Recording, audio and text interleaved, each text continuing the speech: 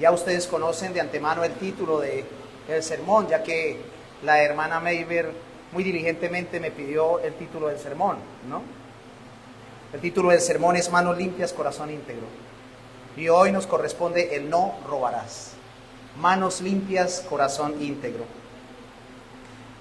Este texto está acompañado de muchos textos en las Escrituras, pero específicamente quiero que lo relacionemos con Efesios capítulo 4, versículo 28. El que hurtaba no hurte más, sino que trabaje con sus manos para hacer todo lo que es agradable al Señor. Este es el deber. Mis hermanos, el octavo mandamiento nos recuerda que el robo no comienza en las manos. El robo no comienza en las manos, el robo comienza en el corazón. Y lo que Dios busca en nosotros no es solo evitar tomar lo ajeno, no, sino que Dios busca que nosotros vivamos no solamente con manos limpias, sino con un corazón íntegro delante de Él. El mismo Señor Jesús dice que el corazón del hombre es donde salen los adulterios, los robos y todo este tipo de situaciones. Por lo tanto, al mirar este mandamiento, Dios nos llama a través de este octavo mandamiento no solamente a dejar de robar con nuestras manos, sino a vivir con un corazón íntegro y una vida generosa. Ahora, Efesios 4:28 lo dice, ¿no? Para que podamos ayudar a aquel que padece necesidad. Esta es la conducta del regenerado, de aquella persona que ha sido transformada por la gracia de Cristo. Y ese es el ejemplo de Cristo. Ese es el ejemplo de Cristo. Todos nosotros hemos aprendido desde pequeños que robar está mal, ¿no? Con Biblia o sin Biblia. Se nos ha enseñado que no debemos coger lo que no es nuestro. Eso nace directamente en el corazón de Dios. Pero ¿qué pensarías si te dijera que el robo no solamente ocurre cuando alguien entra con un cuchillo o una pistola? Mis hermanos, muchas veces el robo se esconde en cosas tan cotidianas como un trabajo mal hecho, por ejemplo. Unos minutos robados en el horario laboral. Una mentira en un negocio. O incluso en la indiferencia de un cristiano que recibe mucho de Dios, pero que no da nada. Siempre nosotros vemos a las personas como ladrones porque cargan un cuchillo o porque atracan en la calle, pero no consideramos el robo mucho más allá. Pero ¿qué cuando tú llegas tarde al trabajo? ¿Qué cuando tienes en tus bolsillos para ayudar a aquel que tiene necesidad y no suples esa necesidad? ¿Qué cuando haces un trabajo mal hecho y no lo haces para el Señor? Pues ahí estás violando este mandamiento. El octavo mandamiento, como lo podemos ver, es corto: no hurtarás.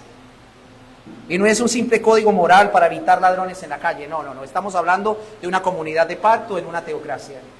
Pero no es simplemente un código moral para evitar ladrones en la calle.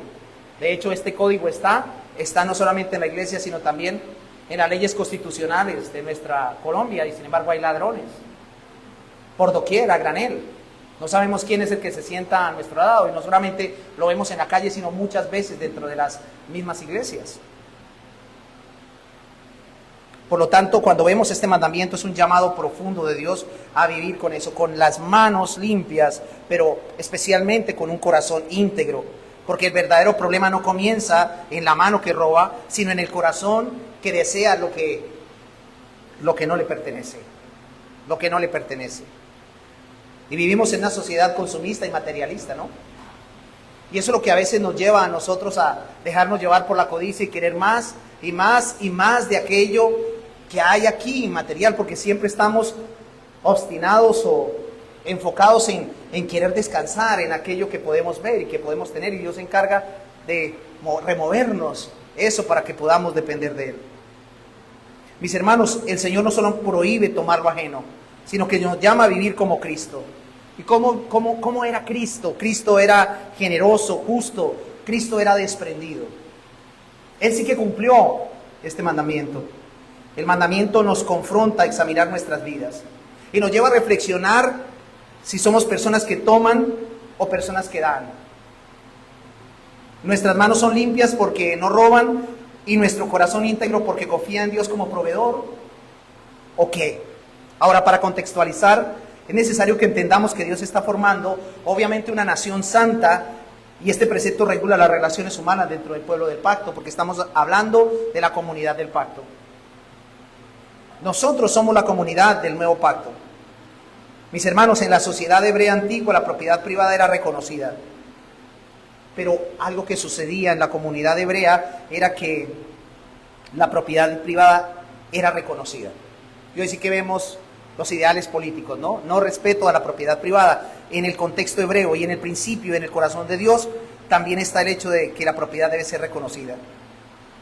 Por lo tanto, esto estaba sujeta a la justicia y a la misericordia. Y el robo que hacía alteraba la armonía comunitaria y era una ofensa directa contra Dios, el dador de todas las bendiciones. Por lo tanto, era considerado el robo un crimen civil, pero no solamente era considerado un crimen civil, sino también un pecado. Y voy a utilizar este término teológico. ¿Y sabe por qué un pecado teológico? Porque cuando se roba, se atenta contra la providencia y la soberanía de Dios. Cuando se roba, se atenta contra la providencia y la soberanía de Dios.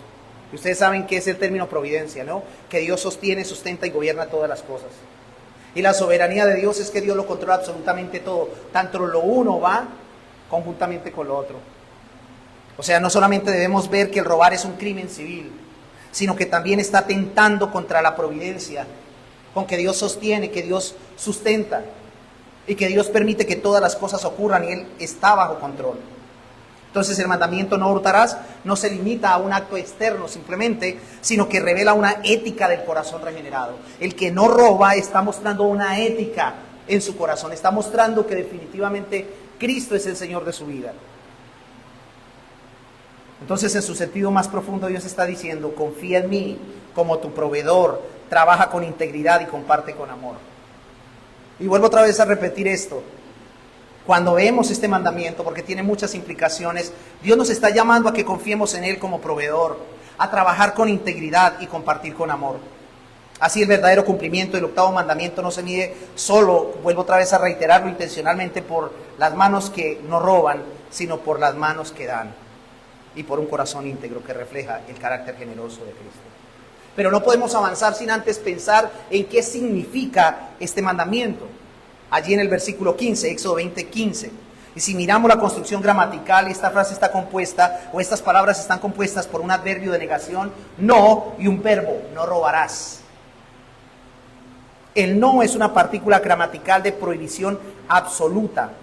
La palabra hebrea es lo. Y no es un consejo.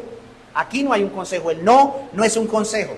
A ver, yo te aconsejo esto. No es un consejo. No es una recomendación. Sino un mandato tajante. Un mandato tajante. Ahora, mis hermanos, es preciso aclarar lo siguiente, que las leyes morales tienen dos elementos importantes. Lo que yo llamo el imperativo, pero también lo que yo llamo el instructivo, ¿no? El imperativo es lo que Dios manda y es innegociable que se debe hacer. Y el instructivo es que Dios nos enseña qué es lo que debemos y qué es lo que no debemos hacer. Las leyes por sí mismas no están solas. Bueno, o sea, Dios no simplemente da leyes para instruir, sino también para prohibir. Bueno, eso es importante que ustedes lo tengan claro. Dios dice no es no, pero no tiene el propósito simplemente de instruir, sino de prohibir tajantemente. Y esto suena como a legalismo. Pero es verdad, Dios dice no. Y desde el principio, cuando Dios creó al hombre, le dijo, ¿qué le dijo al hombre? De todo árbol del huerto podrás comer, mas del árbol de la ciencia del bien y del mal, no. Y es un imperativo, comerás. Ahora, con esto le estaba indicando algo, ¿no? El imperativo o el indicativo instructivo. Le estaba indicando qué era lo que podía y qué era lo que no podía. Porque si solamente damos el instructivo, estamos, en cierta manera, estamos desvirtuando o corrompiendo el objeto de las leyes divinas. Porque la ley tiene como propósito prohibir de manera absoluta y a la vez instruir o indicar qué o no debemos hacer. Y ahí hay un verbo. ¿Cuál es el verbo en el Éxodo 20:15? Robar. Ese es el verbo. Que es el término, lo voy a leer así en español, el término hebreo tignov, que viene de la raíz ganav, que significa robar, que significa hurtar, llevarse algo en secreto, apropiarse de lo ajeno, engañar. Y etimológicamente ganav implica un acto de engaño oculto o silencioso. Y no se refiere a un robo violento. O sea, aunque aquí da la indicación de robos violentos, pero obviamente son evidentes. Lo que el mandamiento también está indicando no es al asalto que alguien dice te voy a robar o te estoy amenazando para quitarte, sino también a ese robo silencioso. A ese robo silencioso el cual muchas veces no somos conscientes. No a un robo violento o a un saqueo, sino un robo fortuito, disimulado, escondido, realizado con astucia o con fraude, porque lo vemos, nosotros comúnmente lo hacemos. Y aún siendo cristianos, somos sutiles para robar. Le robamos la honra a otras personas, le robamos el tiempo a Dios, le robamos el servicio a Él, entre otras cosas, que lo veremos más adelante. Sin embargo, cuando hablamos del significado de este mandamiento, este precepto significa 3 cosas, tomado con Efesios capítulo 4, versículo 28. En primer lugar, lo que nos muestra es que debemos dejar de robar. Esa es la aplicación, dejar de robar. En segundo lugar, implica que trabajemos. El mandamiento no solamente nos manda a no robar, sino que también nos manda a trabajar. Y en tercer lugar, que demos de nosotros mismos y de nuestros recursos para ayudar a otros. O sea, 3 cosas importantes. Hay una prohibición, hay una instrucción a que trabajemos, pero también hay una instrucción a que ayudemos a otros.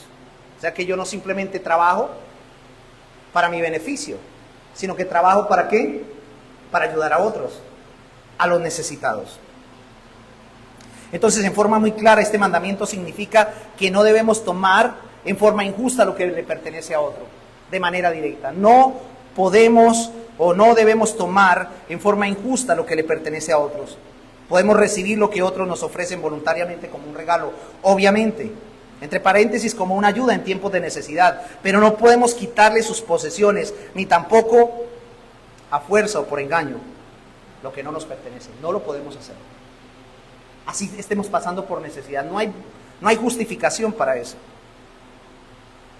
Sin embargo, algo que quiero decirles es que la base del 8º mandamiento es el derecho, la base, el fundamento, es el derecho de respeto a la propiedad privada. A la propiedad privada. Y la palabra propiedad viene del latín y significa lo que es particular a uno, lo que le pertenece a uno. ¿Qué le pertenece a usted? Usted dirá, nada, porque somos espirituales. Pero en un sentido de mayordomos aquí en la tierra, ¿qué le pertenece a usted? La ropa es suya, la esposa es suya, el esposo es suyo. Bueno, si se casó, usted puede decir su o mi iglesia, mi trabajo. Sí, claro, lo puede decir con toda libertad, porque estamos hablando de propiedad y debe respetarse. Sin embargo, hay muchas formas para robar. Hay muchas formas para robar. Pero el robo claramente empieza o tiene una raíz. Y el robo empieza con un corazón codicioso. Todo aquel que es codicioso es ladrón. Y ustedes entienden el término codicia, ¿no? Codicia. Podemos verlo desde el lado positivo, ¿no? Podemos ver que Pablo dice que debemos codiciar los mejores dones. Primera a los Corintios capítulo 14. Ahí utiliza el término Pablo desear. La Reina Valera 1909 dice codiciar o anhelar los mejores dones. Anhele lo que es bueno, pero no anhele lo que no es suyo. ¿Ve? Ese es en el sentido positivo. Pero viene en el sentido negativo. Y ahí es donde viene el problema de la codicia. Anhelar algo que Dios todavía no me ha dado. Hay personas que, lo tengo que decir, que no duermen, que no comen, que están en lugares psiquiátricos. ¿Por qué razón? Porque no han podido obtener lo que Dios todavía no les ha dado y ellos lo quieren obtener. Una cosa es la codicia y otra cosa es la avaricia. Eso es atentar directamente contra la soberanía y la providencia de Dios. Ahora, con esto no estoy diciendo que no debamos nosotros procurar tener cosas, claro que sí. Usted puede proyectarse y decir, quiero tener una casa y trabajar en pro de la casa. Y sin embargo no salir las cosas bien y no tener la casa. Quiero tener una empresa, quiero tener una familia. Esos anhelos son sanos. El problema está cuando yo me obsesiono y quiero tenerlos inmediatamente. Ahí hay un problema. La codicia me lleva a mí a la injusticia. Ahora quiero que leamos el versículo 17 de Éxodo 20. Y me gusta porque allí lo resume todo. En el capítulo 20, versículo 17 dice: no codiciarás la casa de tu prójimo, no codiciarás la mujer de tu prójimo, ni su siervo, ni su criada, ni su buey, ni su asno, ni cosa que alguna de su prójimo. El 10º mandamiento, no codiciarás, entonces sería la base del 8º mandamiento, no robarás. Y casi siempre el robo entonces es motivado por esto, por la codicia, por el deseo desenfrenado, por el deseo equivocado. El apóstol Pablo no se equivocó en 1 Timoteo capítulo 6, el versículo número 10. ¿Quieren ir conmigo allá? Vamos allí a 1 Timoteo.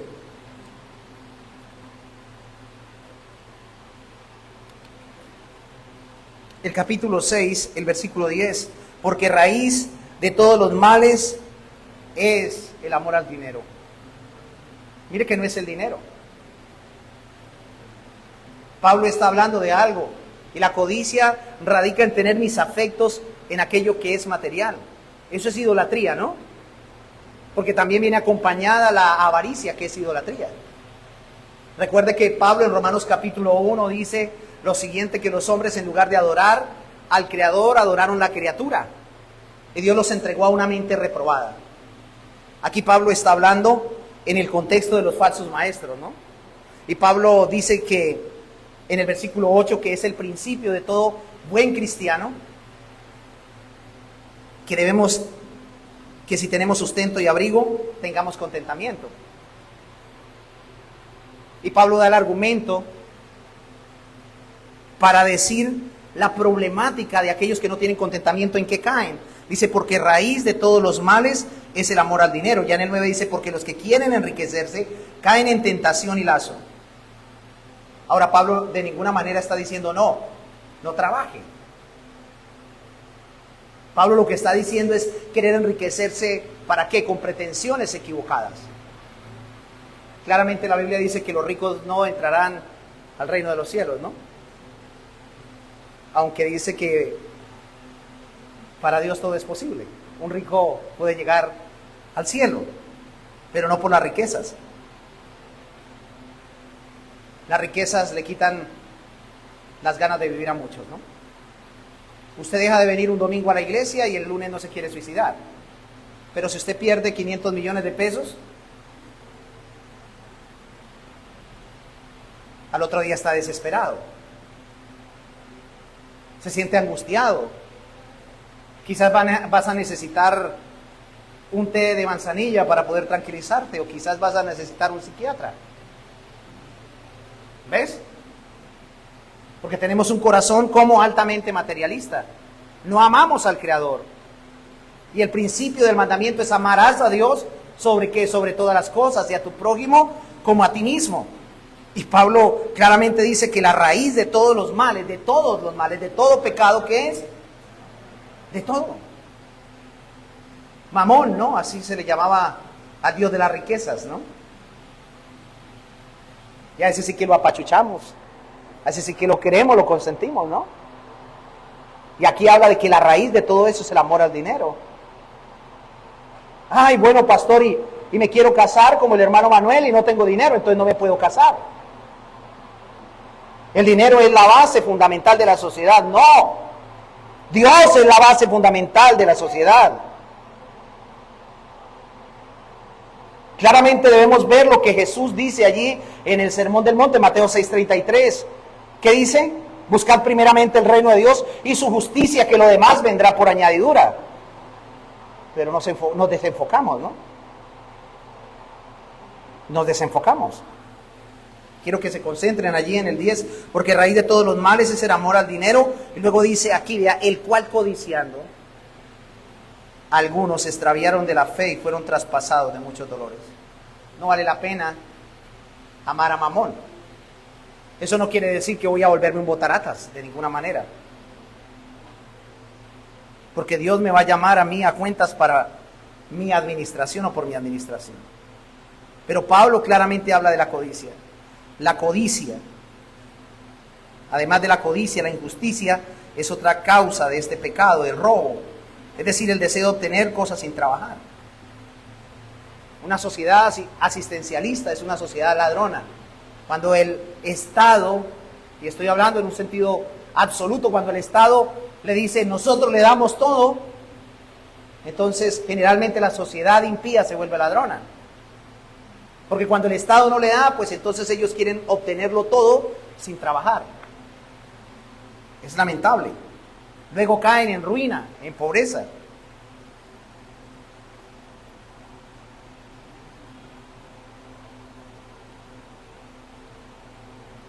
Mis hermanos, para poder obtener cosas, Dios estableció el trabajo. Hay que pagar un precio.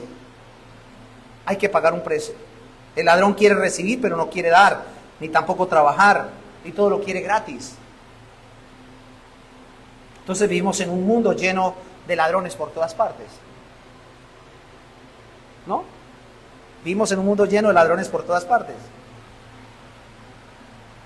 El fraude y el engaño son quizás las formas más comunes de robar, pero actualmente sí existen casi un sinnúmero de formas para robar, para quitar de otras personas sus pertenencias, su dinero y sus derechos, y eso lo vamos a ver más adelante, mis hermanos. Desde la caída, Satanás ha sido un ladrón y fue el primer ladrón en la historia.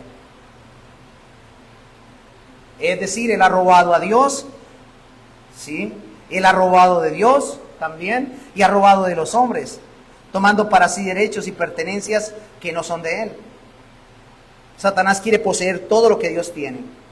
Quiere mandar, quiere gobernar, quiere controlar a los hombres, y Satanás quiere ser Dios, quiere ser el dueño del mundo.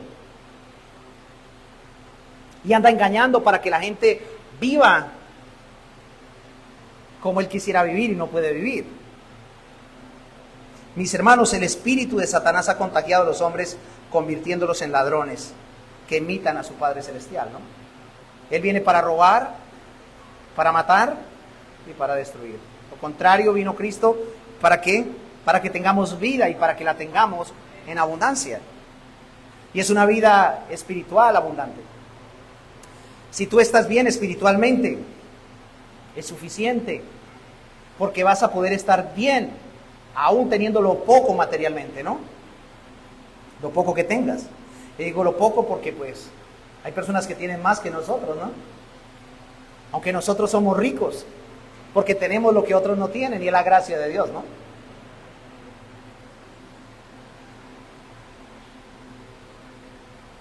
¿Por qué roban las personas? Los robos que los hombres cometen son motivados por su egoísmo, su orgullo, su codicia, su avaricia, su envidia, su injusticia. Los hombres caídos inventan o buscan nuevas formas para robar, para quitar de los demás lo que no merecen y han ganado. Y no todos los ladrones se encuentran en la calle, ¿no? Con una pistola en sus manos, robando en forma abierta. ¿Dónde hay ladrones? Yo lo dije al principio y lo reitero. ¿Hay ladrones en dónde? En el gobierno. Miren cuántos candidatos hay para la presidencia, ¿no? Hay ladrones en el gobierno, no quiere decir que todos son ladrones, ¿no? Pero uno dice, ¿hay buen dinero aquí? Hay ladrones en el gobierno, hay ladrones en las empresas, en los bancos, en la bolsa de valores, en la compañía de luz, de teléfonos, en los talleres automotrices, etcétera. Hay ladrones por todas partes, pero también déjeme decirle que hay ladrones en la iglesia. Hay ladrones en la iglesia. Creemos que están afuera, pero también están... Y hoy hay muchos detrás de los púlpitos. Que día miraba a un personaje quitándole a yo no sé si ustedes vieron ese video donde un pastor empezó a presionar a un hombre para que le entregara la propiedad. Y de frente le robó su propiedad. Hoy vemos eso. Entonces, no estamos exentos de que en medio de nosotros hayan ladrones. Entonces, en cierta manera, eso es lo que significa cuando vemos, significa es que no debemos tomar en forma injusta lo que le pertenece a otros. Ahora veamos en segundo lugar las formas de robo. Pero para ir a esas formas de robo quiero que veamos algunos pasajes que se encuentran allí en 2 Timoteo 3, 8, 10 al 11. Ustedes están acostumbrados y vamos a ver si vamos versículo a versículo por un texto y estamos yendo versículo a versículo también aquí, pero tenemos que ampliar el tema, ¿no? Hay diferentes tipos de formas de robar. Pablo exhorta a los hermanos allí en Tesalónica lo siguiente. Segunda Tesalonicenses 3-8. ¿Alguien me puede regalar un vasito con agua, por favor? Segunda Tesalonicenses, capítulo número 3, versículo 8.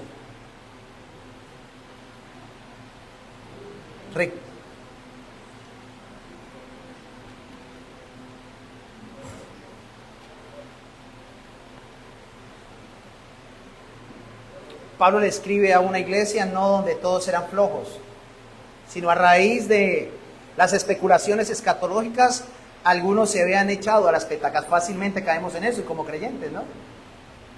Cristo viene, y por ahí hay videos, ¿no?, que se reunieron también como el gran chasco de los adventistas, porque Cristo venía. Entonces todo el mundo vende su casa, su carro, y bueno, y no trabajan, y se quedan esperando que Cristo viene. Eso le pasaba a los tesalonicenses, y les pasó por la especulación de los falsos. Ahora en segunda a Tesalonicenses 3:8, Pablo dice: ni comimos de balde el pan de nadie, sino que trabajamos con afán y fatiga día y noche para no ser gravosos a ninguno, ¿de qué? De vosotros. Ahora quiero que vayamos al versículo, hasta el versículo 11. No porque no tuviésemos derecho, sino por daros nosotros mismos un ejemplo para que nos imitaseis. Versículo 10, porque también, gracias amado hermano, porque también cuando estábamos con vosotros, dice Pablo, indicando con esto que nos encontraba, os ordenábamos esto.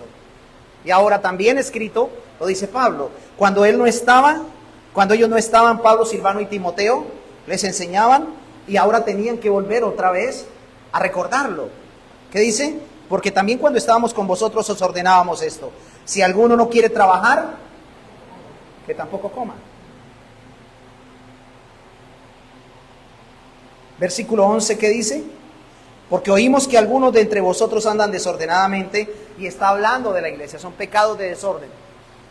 Porque oímos que algunos de vosotros, de entre vosotros, andan desordenadamente, no trabajando en nada. ¿Y qué era lo que había dicho Pablo? Que se tenía que trabajar. ¿Y qué estaba haciendo la iglesia? Algunos no estaban trabajando en nada, pero por el contrario, como estaban desocupados, estaban metiéndose en lo que no les importaba, ¿no? Un desocupado tiene tiempo para meterse en chismes. Un desocupado tiene tiempo para meterse en los hogares de otro. ¿Sí? Un desocupado tiene tiempo para robar también, ¿no? Porque tiene la capacidad de poder crear estrategias para poder extraerle a otros, ¿no? Cuando usted está ocupado, no va a tener tiempo para eso.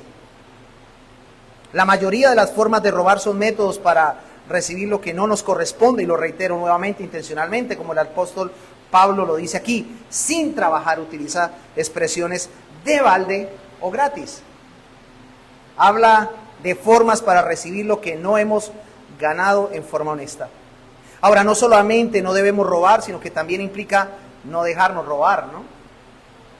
Porque a veces decimos no debemos robar, pero muchas veces nos dejamos robar.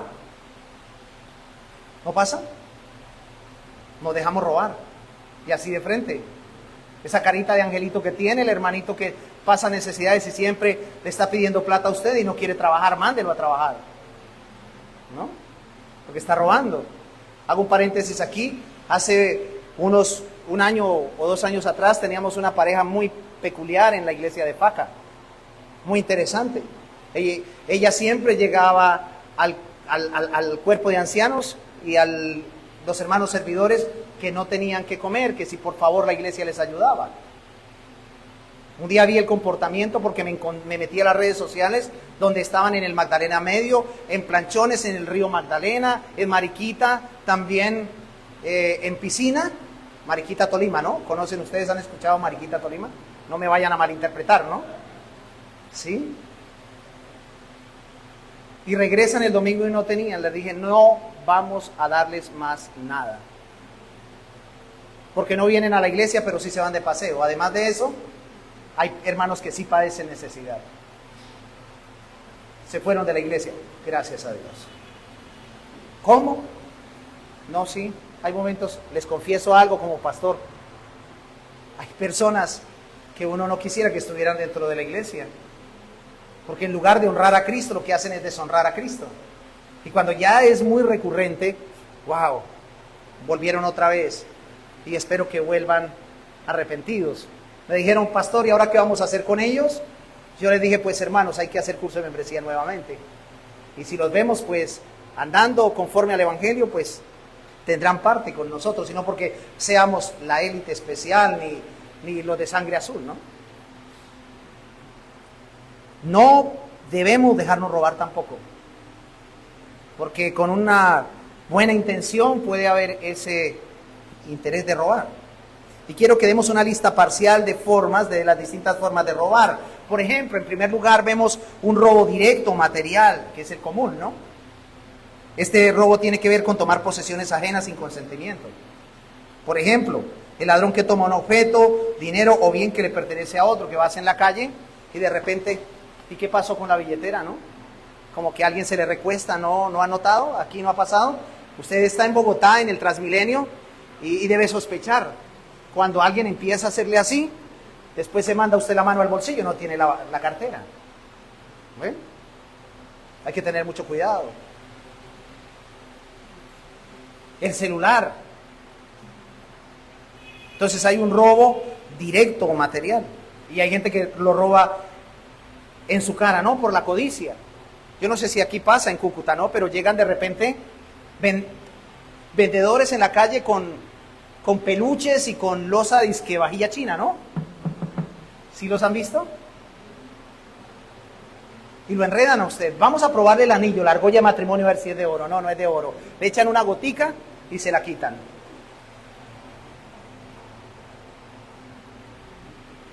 De frente. Usted se puede defender cuando ve un ladrón de frente, en cierta manera. Bueno, claro está que es mejor entregar el celular, es mejor entregar lo que tengo, en lugar de que me metan un tiro o una puñalada, ¿no? Es mejor entregar las cosas. Pero en lo que sea posible, llamen a la policía si alcanzan a llamarla. Pero ese es el robo directo, material. Levítico 19:11 dice, no hurtaréis, ni engañaréis, ni mentiréis el uno al otro. Y este hurtar, que es el mismo que vimos nosotros allí en Éxodo 20, está acompañado de dos palabras, la mentira y el engaño. Proverbios 29:24 dice, el cómplice del ladrón aborrece su propia alma. Entonces hay un robo directo o material, aún en las cosas pequeñas. ¿Cuántas veces usted ha tomado una herramienta prestada, no? Hermano, ¿me puede hacer un favor y me presta una herramienta? Y de manera directa, ¿me prestas un libro? Y después empiezas a mirar la biblioteca y ¿este libro de quién es? ¿Este libro de quién es? Alguien se lo saqué prestado y lo robó directamente y no se dio cuenta, ¿no? Pero lo más común es las herramientas. No prestes herramientas, o préstala inmediatamente, pero ve por ella, porque lo que son los libros y las herramientas se quedan en la casa del vecino. Y esos son los robos directos, pero a veces creemos que el robo solamente es con un cuchillo o con un revólver, ¿no?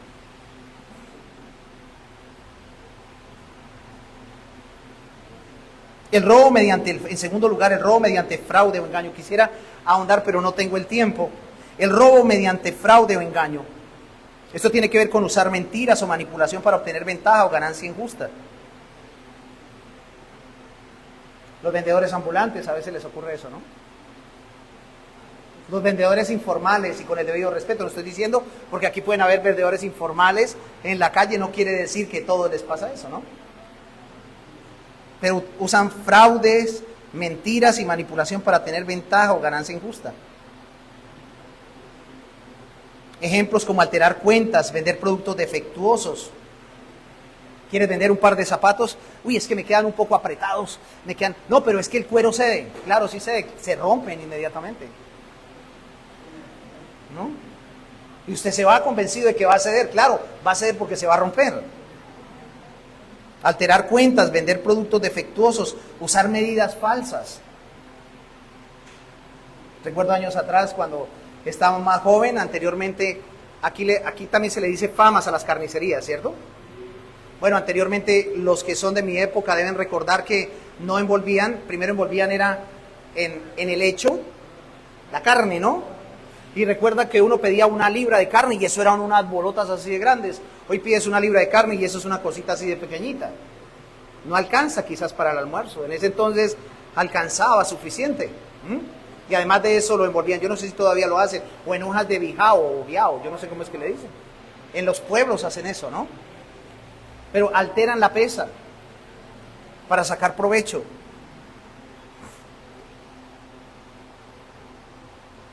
También engañar con promesas falsas para obtener dinero.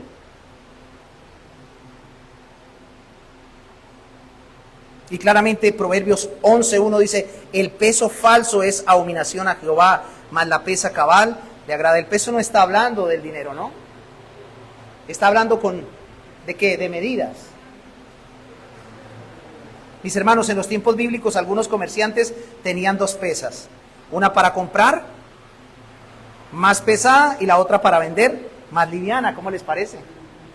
En las costumbres y usos bíblicos los encuentra, usted puede ir al libro de usos y costumbres bíblicas. Habían comerciantes que tenían 2 pesas. Una para comprar, más pesada, y la otra para vender, más liviana. Y así ganaban deshonestamente. Eso Dios lo llama como abominación.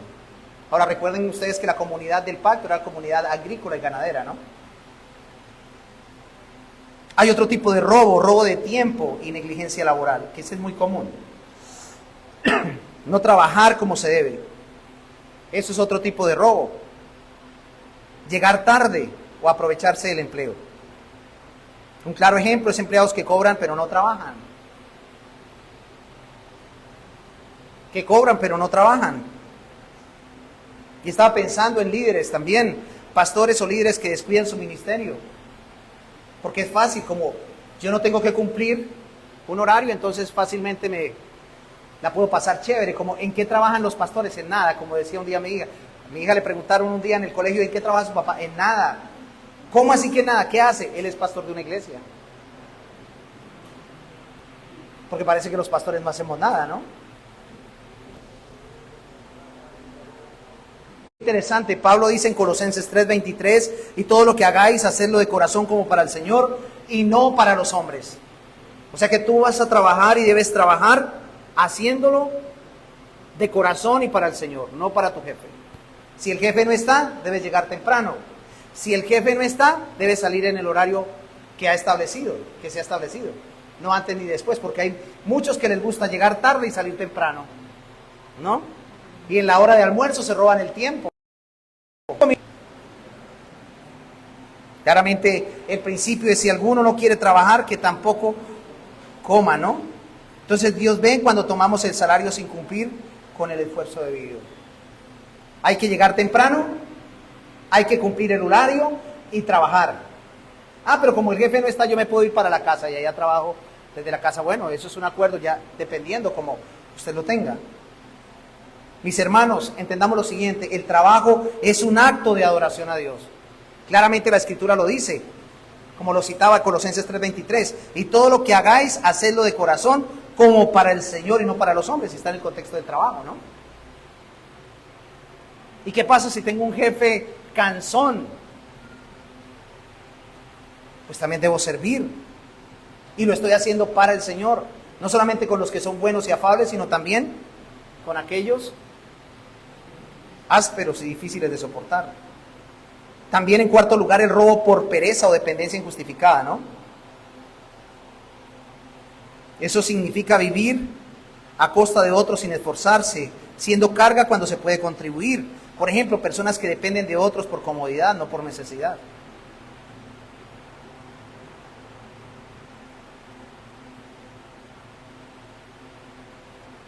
Mis hermanos, el creyente debe ser diligente, depender. Sí, obviamente, debe ser diligente en depender de Dios. Depender injustamente de otro es una forma de robo pasivo. El robo financiero es otro. El robo a través de la injusticia social, ¿no? Oprimir a los pobres y negarles sus derechos. Ejemplo, salarios injustos, explotación laboral, indiferencia ante la necesidad. Proverbios 22, 22 al 23 dice: no robes al pobre porque es pobre, ni quebrantes al afligido en la puerta, porque Jehová juzgará la causa de ellos. Y Santiago 5, del 1 al 6, es un pasaje muy fuerte, donde el apóstol denuncia, o donde Santiago denuncia el pecado de los ricos opresores que usan su poder y sus bienes para explotar a los pobres en lugar de honrar a Dios, ¿no? Y eso tiene que ver con el robo a través de la injusticia social. Y no promovemos la justicia social, ¿no? Pero sí promovemos el reino de Dios. Y el robo espiritual, que lo veremos más adelante, es otro. Este tiene que ver con lo que le pertenece al Señor. Otra forma de robar es el tiempo, la adoración, las ofrendas, el servicio. No dar a Dios lo que le corresponde, vivir para uno mismo en lugar de vivir para la gloria de Dios, ¿no? El robo a la reputación, hablar mal de otros, calumniar, apropiarse de méritos ajenos, chismear, criticar, usurpar el crédito del trabajo ajeno, no darle la honra debida, difamar, eso tiene que ver con robo y la gloria de Dios. El tiempo a Dios también. Ahora quiero que vayamos a Efesios 4:28 para ir cerrando el lado positivo del mandamiento. El lado positivo del mandamiento, en tercer lugar, ¿qué dice? Yo les cité este texto al principio: el que hurtaba, no hurte más, antes trabaje. ¿Qué dice el pasaje? Antes trabaje, obrando con sus manos lo que es bueno, para que tenga de qué dar al que padeciere necesidad. Y esto tiene que ver obviamente con ¿quiénes? Con los que han nacido de nuevo, con los que se les ha suministrado la gracia de Dios. Muchos de los creyentes eran ladrones. Pablo les dice: ya no hurten más. Por el contrario, ¿qué deben hacer? Dedíquense a trabajar. Pero trabajen para que tengan mucho dinero y para que llenen las alcancías que tienen y las cuentas en el banco. No. ¿Para qué deben trabajar? ¿Cuál es el principio de la ética laboral en la Biblia? ¿Cuál es? Trabaje, ¿para qué? Con sus manos, ¿para qué? ¿Cuál es el propósito de trabajar? De no robar y trabajar. ¿Cuál es el propósito? ¿Para qué? Para que tenga que dar, para que practique la generosidad. Entonces, según el apóstol Pablo, el lado positivo de este mandamiento es que debemos dar de nosotros mismos para beneficiar a otros, ¿no? O sea que cada vez que yo esté trabajando, debo estar pensando en aquellos que son mis hermanos y familiares. Entonces el dar es lo opuesto a robar. Y Pablo dijo allí en Hechos 20:35: en todo os he enseñado que trabajando así es necesario sobrellevar a los enfermos. Estoy leyendo la versión 1909, y tener presente las palabras del Señor Jesús, el cual dijo: más bienaventurado es dar que recibir. Pero ¿cuándo yo estoy listo para dar? ¿Cuándo yo voy a estar listo para dar? Cuando esté trabajando. Cuando esté trabajando, porque voy a tener con qué ayudar. No es todo para mí, ¿no? Entonces un robo sucede cada vez que retenemos lo que estamos obligados a dar. Entonces, en sentido positivo, este mandamiento exige que demos a los demás motivados por algo, y es motivados por la regeneración, por lo que Cristo ha hecho por nosotros. Mis hermanos, ¿quieren ver un ladrón? Siempre será una persona egoísta, que solamente piensa en sí mismo. Es una persona que siempre recibe pero que no da. Un ladrón nunca da. Todo aquel que es, ¿cómo decimos aquí en Colombia? Amarrado, tacaño, es porque le gusta el robo. Literal, es porque le gusta el robo. Y no siempre dinero, como lo dijimos anteriormente. No porque no tenga. Aún vemos el caso de la viuda pobre, ¿no? ¿Qué tenía? Lo del sustento del día. ¿Y qué hizo? Lo dio. Fue una mala administradora. Eso es lo que dicen los de la teología de la prosperidad. No, ella dio todo lo que tenía porque quería honrar a Dios. Pero no quiere decir que usted va a traerlo todo a la iglesia, como lo hacen los manipuladores del falso evangelio de la prosperidad. De ninguna manera.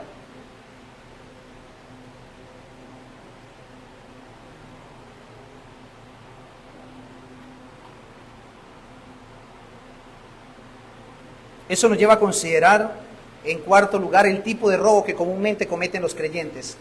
Y es el tipo de robo, es el robo espiritual. El robo espiritual. ¿Cómo así? Vamos a examinarlo. Algunas formas más comunes en que el creyente es tentado a robar tiene que ver con retener algo que Dios nos ha dado, no solamente con dinero, no lo asociemos con dinero. Por ejemplo, según 1 Corintios 12, vamos allí. Cada asamblea local está compuesta por miembros específicos, ¿no? Cada asamblea local está compuesta de miembros específicos. Y cada miembro ha sido colocado en el cuerpo por Dios con ciertas tareas y responsabilidades que debe cumplir. Vamos al capítulo 12, versículo 14, veamos. Está hablando metafóricamente ¿de qué? De la iglesia como cuerpo. Y luego lo dice Pablo, además el cuerpo es uno solo, dice, además el cuerpo no es uno solo, no es un solo miembro, sino muchos. Y aquí habían una cantidad de ladronzuelos. ¿Por qué? Porque cuando yo tengo dones para desarrollar y no los desarrollo dentro de la membresía, estoy robando. Y a veces vemos que solamente uno es aquel que está activo dentro de la congregación.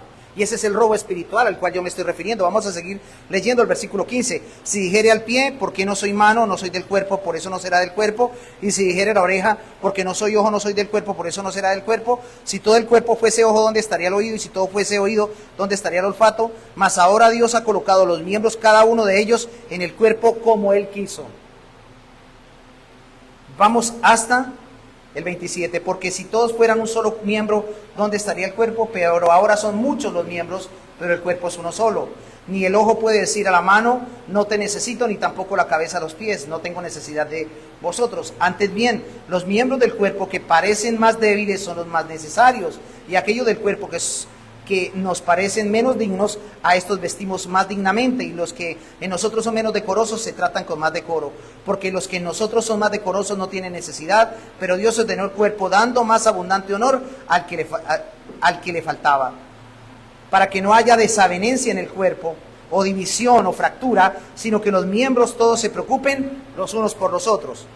De manera que si un miembro padece, todos los miembros se duelen con él, y si un miembro recibe honra, todos los miembros con él se gozan. Vosotros pues sois el cuerpo de Cristo, y miembros cada uno en particular. Y luego habla de que Dios puso en la iglesia a estos, a estos, a estos y a estos. Pero ¿qué enseña Pablo aquí? Pablo enseña en este pasaje que todos los miembros de la iglesia dependen los unos de los otros para llevar a cabo los propósitos de Dios, ¿no? Yo dependo de usted, usted depende de mí para cumplir los propósitos de Dios. Y cada asamblea local tiene cierta cantidad de trabajo. ¿Aquí hay trabajo o no hay trabajo? Muchísimo. Hay trabajo de evangelismo, hay trabajo de servicio, entre otras cosas. Yo creí que solamente pasaba en Faca, pero aquí también pasa. Aquí también pasa, en Mosquera también pasa. Qué duro poner a servir a las personas, ¿no? Porque no tienen tiempo. No tienen tiempo. Ahora, para cumplir con esa tarea, cada miembro tiene cierto papel que debe desarrollar. Por ejemplo, la responsabilidad de orar, de dar de su tiempo y de sus recursos, de ayudar de participar en el evangelismo, de sobrellevar las cargas los unos de los otros, de servir en organizar aquí, de barrer, de hacer todo este tipo de cosas. Pero ¿qué es lo que ocurre frecuentemente en la iglesia? ¿Qué es lo que ocurre? Es que solo unos miembros poquitos son los que cumplen con sus responsabilidades, mientras que los demás, ¿qué hacen? La pasan bien, no lo hacen. ¿Por qué no lo hace fulano? A mí no me pongan allá en la cartelera, yo no tengo tiempo. Si no lo hago en mi casa, ¿qué lo voy a hacer en la iglesia? Alguien me contestaba una vez así. Yo molesto a la gente, no, el único desocupado soy yo. Cuando no, es que estoy ocupadísimo, no puedo. Hablaba con el hermano Ricardo, no, pues yo soy el único desocupado. Todos están ocupados, el único haragán es el pastor. No, todos debemos estar unidos y todos debemos estar involucrados.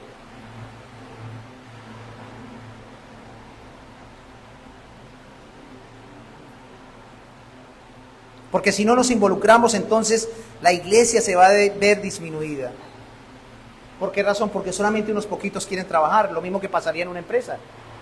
Si tenemos varios en una empresa y solamente unos poquitos quieren trabajar, la empresa se va a venir a pique. ¿Qué dice Primera de Pedro 4:10? Léanlo fuerte, ustedes allí. Cada uno, de acuerdo al don que ha recibido, ministrelo a otros como buenos administradores de la multiforme gracia de Dios. Eso lo dice, ¿no? Usted ha recibido un don. No solamente don Carlos, don Antonio, don Renzo, don John, don Alejandro, no. Don Ricardo, don Anderson, no. Dones, habilidades. ¿Y qué dice el apóstol Pedro? Que los utilice para con otros. En realidad lo que quiero hacer es aterrizar esto diciéndoles que las personas que no trabajan en la iglesia sirviendo están robando el tiempo, los recursos y la energía de los demás. Son muy poquitos los que están involucrados y es precisamente lo que está sucediendo en la mayoría de las iglesias. Yo no entiendo cómo es que pasamos de iglesias de corte pentecostal, donde todo el mundo es activista, a llegar a una iglesia bíblica y nos volvemos inactivos. No, es que solamente los miembros son los que sirven. No, aquí damos oportunidad también a los que no son miembros. Que no puedes pasar aquí al frente y presidir, todavía no. Pero sí podemos servir, es que este no es el único lugar, ¿no? También el limpiar las sillas, el hacer el café, ¿cierto? El llegar temprano y abrir el lugar de reunión, no importa que yo esté. Además yo estoy arriba. ¿Sí? Si le tocó, llegue temprano, ábralo. Y que no solamente sea uno, no llegó fulano de tal, entonces no se abrió. No. Estamos robando, si no estamos utilizando el tiempo y los recursos y la energía. Entonces, en muchos casos, la mayoría de los miembros de la iglesia son, ¿qué?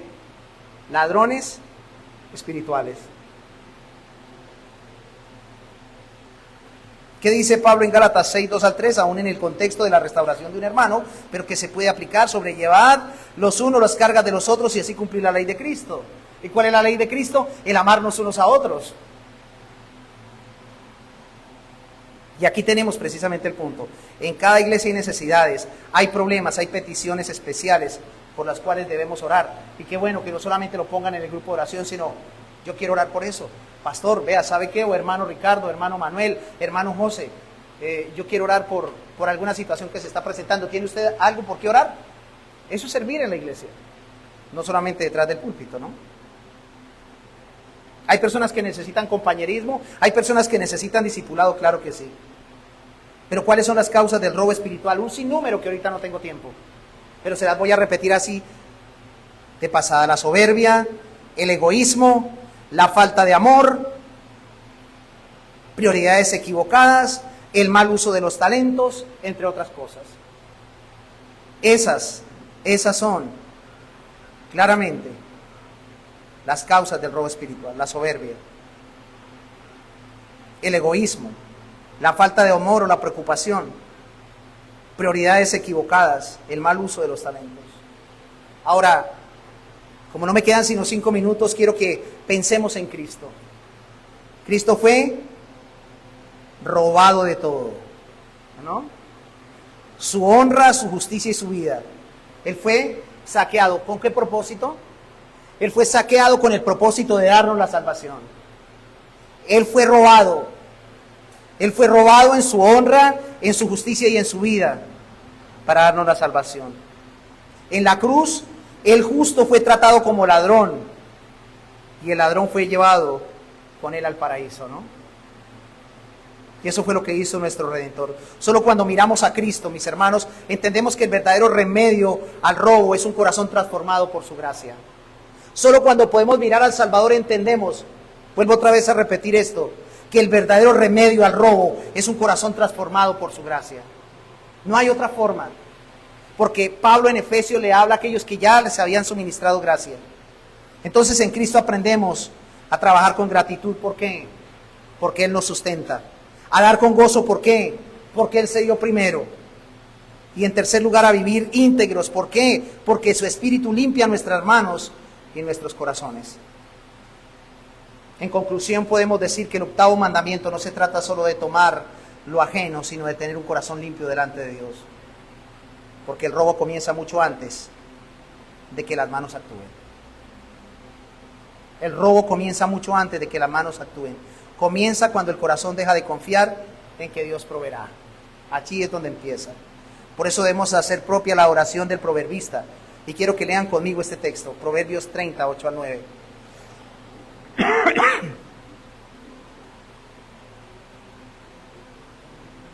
Proverbios 30, 8 al 9.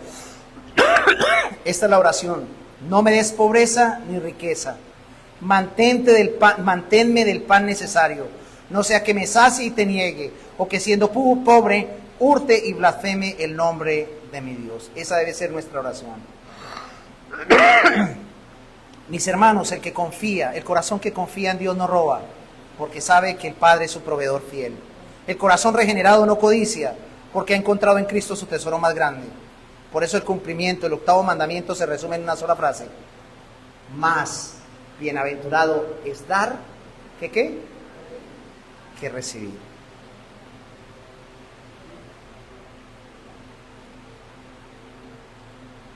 Quizás has reflexionado en lo siguiente. Bueno, pastor, pero yo no he tomado lo que no es mío. Pero si estás sirviendo a la iglesia, si eres útil en el reino de Dios, eres útil en tu casa. Si has tomado lo que no es tuyo, confiesa y repara el daño. La restitución honra a Dios.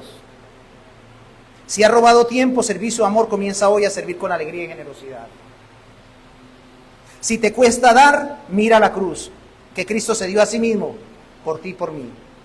Y si has sido víctima de robo e injusticia, recuerda que tu recompensa está en el Señor, que juzgará con justicia y dará conforme a la verdad. Por lo tanto, la letra de la ley dice así. La letra de la ley se refiere al cumplimiento externo del mandamiento. Es decir, que alguien podría decir, yo nunca he robado nada, porque jamás tomó algo material ajeno. Pero hermano, Jesús nos enseña que el verdadero sentido de la ley va más allá de la letra, apunta al corazón. Así como en el Sermón del Monte Jesús dice, oíste que fue dicho, no matarás, pero yo digo que cualquiera que se enoje contra su hermano será culpable de juicio. También podríamos decir hoy, oíste que fue dicho, no hurtarás, pero yo digo que cualquiera que retiene lo que debe dar, o se aprovecha del otro, o roba la gloria que le pertenece a Dios, también es culpable delante del Señor. Entonces la letra de la ley es no, y el espíritu de la ley es, el espíritu del mandamiento nos llama a ser generosos. Ese es el espíritu de este mandamiento, a ser generosos, justos y honestos en todo. La letra nos lleva a sentirnos correctos y el espíritu nos lleva al arrepentimiento. La letra condena, el espíritu transforma el corazón, mis hermanos. Cuando el Espíritu Santo habita en nosotros, ya no solo evitamos robar, sino que buscamos dar. Ya no pensamos qué puedo tomar, sino qué puedo ofrecer para bendecir a otros. Y con esto quiero que reflexionemos y terminamos hoy nuestra exposición del 8º mandamiento. Manos limpias, corazón íntegro. Póngase en pie. Padre,